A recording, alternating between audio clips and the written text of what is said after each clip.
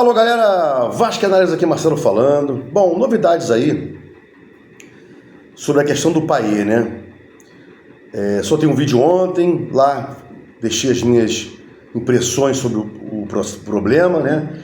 É uma visão jurídica, não é uma visão emocionada, de torcedor, é uma visão jurídica, né? E agora, novidades, hoje, como eu falei, né?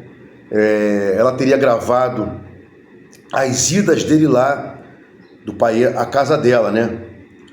Teria gravado os encontros. E aí, é claro que surgem aqueles comentários, né? Que ela teria preparado isso, que ela teria premeditado e tal. Tem uma situação, por exemplo, se ela começou a gravar depois das supostas agressões, das supostas humilhações às quais ela disse que foi submetida, é uma coisa, né? É uma visão. Se ela começou a gravar antes de qualquer coisa, é uma outra visão. E tem um fato também interessante, né?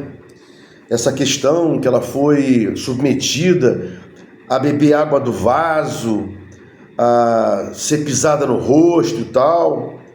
Isso aí tem jurisprudência sobre o caso. Se foi consentido, né? Se ela consentiu, fica entre o casal, né? Se não houver aí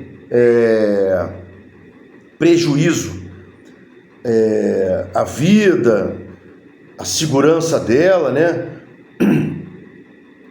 Fica entre o casal. Até a própria liberdade pode ser negociada entre o casal.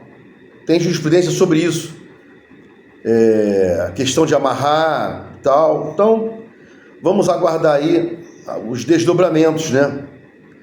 Sem condenar o Paiê e sem, no meu ponto de vista jurídico aqui, sem desabonar o direito que toda pessoa tem de comunicar um fato, um crime à polícia, né?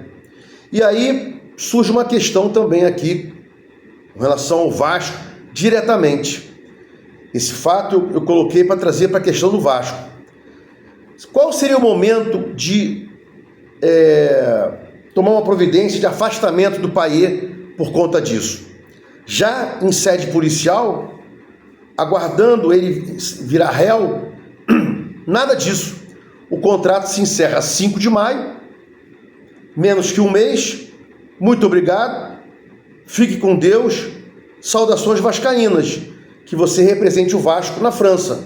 Simples assim, para evitar qualquer problema, qualquer tipo de alegação dele no futuro contra o Vasco, de dano moral, de dano à imagem, nada disso aí. Então, o contrato acaba dia 5 de maio, não vai ser renovado.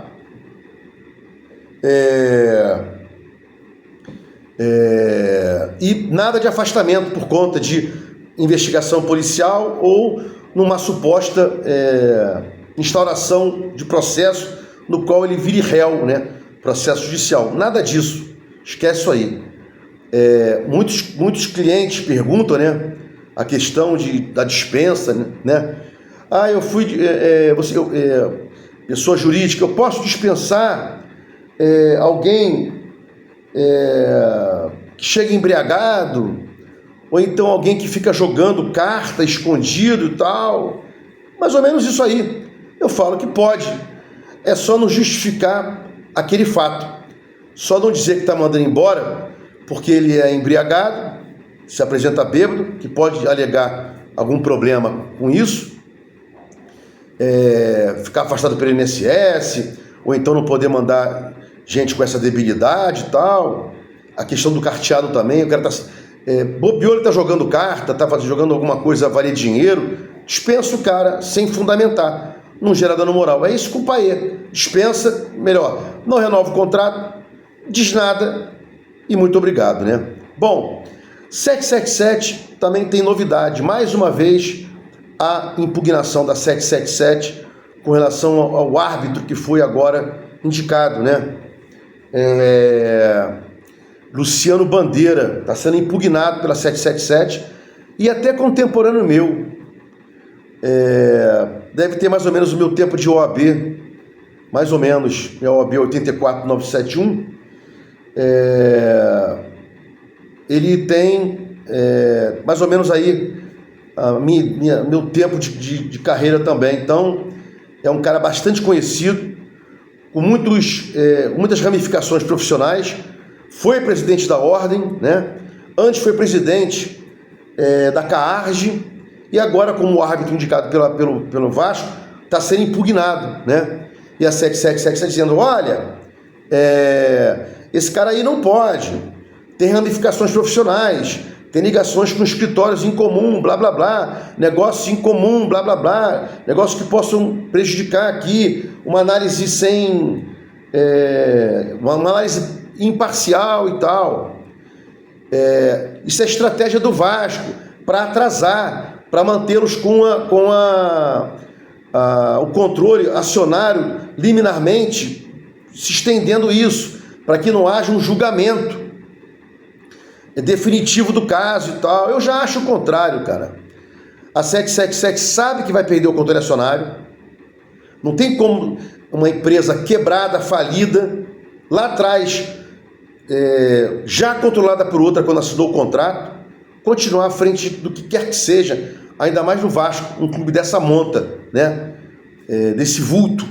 Então, ela está impugnando, né? Notadamente esse aí, para quê?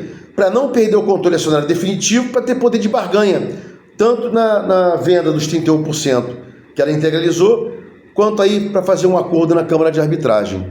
Simples assim, né? Meu ponto de vista sempre foi assim, desde que me acompanha até hoje, não mudei de opinião. A 777, ela está empurrando com a barriga para não perder o controle definitivo no agravo de instrumento, para não perder voz ativa e ter um poder maior de barganha, né? Bom, Alexandre Matos. Já fiz vários vídeos sobre Alexandre Matos, né? E agora tá tendo esse problema aí no Cruzeiro, o tal do Pedrinho lá, o Mecenas, né? O torcedor já está querendo que devolvam o clube ao Ronaldo, estão reclamando do Alexandre Matos. O Alexandre Matos é isso aí, é um empresário travestido de diretor executivo ou de diretor técnico, que ele venha a função que ele venha a exercer no time que for, ele é um empresário travestido de diretor executivo / técnico. Só vê o Vasco lá. O Vasco, ele gastou 120 milhões, salvo engano, em 6 meses. Acho que isso aí, ou até menos. 120 milhões pulverizados assim, né? 20 milhões no Cleiton, podendo chegar a 30 milhões por gatilhos contratuais, e 32 milhões para o João Victor, podendo chegar a 50 milhões através de gatilhos contratuais. Foram 120 milhões em 9 contratações, num tempo exíguo. É um empresário. E quando o Pedrinho entrou ao Vasco, em janeiro, antes de obter o controle acionário, na liminar que ele obteve aqui no juiz de piso, né, justiça comum, porque a Câmara de Arbitragem não tem competência, o árbitro, para dar a liminar, já o Pedrinho falava isso aí, antes de obter o controle acionário. Olha, tem muitos gatilhos, passes caríssimos, salários altos demais, e não é só a questão dos passes. Cleiton, 20 milhões, podendo chegar a 30, né? Depois João Victor, repiso aqui, 32 milhões, podendo chegar a 50 por gatilhos. Se o Vasco chegar a tal fase, se o Vasco conseguir isso, se não cair e tal. O Pedrinho reclamava disso, né? Das sacanagens que foram feitas, né, pelo Alexandre Matos. Fez no Vasco e está fazendo no Cruzeiro um péssimo trabalho, como sempre, né? Está repetindo as cagadas que fez no Vasco lá no Cruzeiro. É um empresário travestido de diretor técnico, né?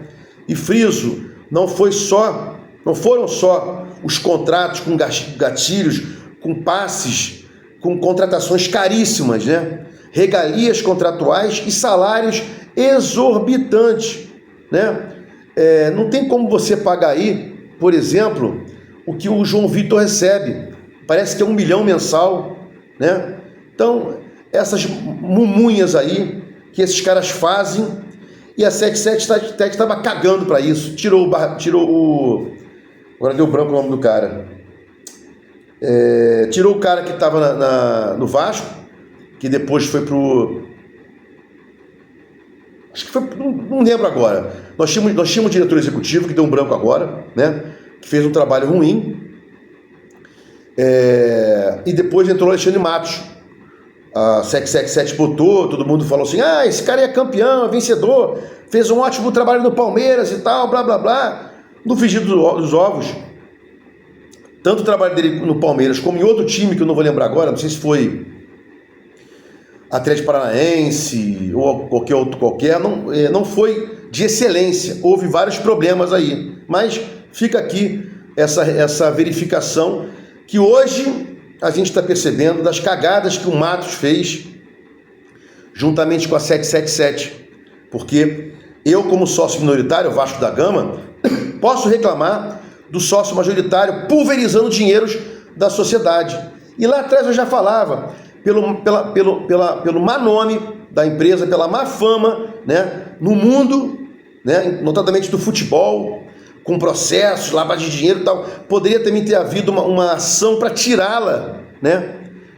Só com base nisso, sem falar-se nos descumprimentos contratuais que estão aí à torta e à direita, e os inscritos sempre perguntam, é possível que o Vasco venha indenizar a 777? Não, só se o Vasco não trabalhar juridicamente como deve trabalhar. Pelo amor de Deus, a 777 perpetrou vários descumprimentos contratuais contra o Vasco, que por si só já ensejaria o perdimento dos 31% integralizados e o perdimento também da possibilidade de aporte do restante que faltava no ano passado e esse ano para chegar aos 70%. Se gostou dos comentários, inscreva aqui no meu canal, Vasco Análise, dá um like para mostrar o YouTube engajamento, sininho para mostrar o YouTube que você quer receber meus vídeos quando forem ao ar.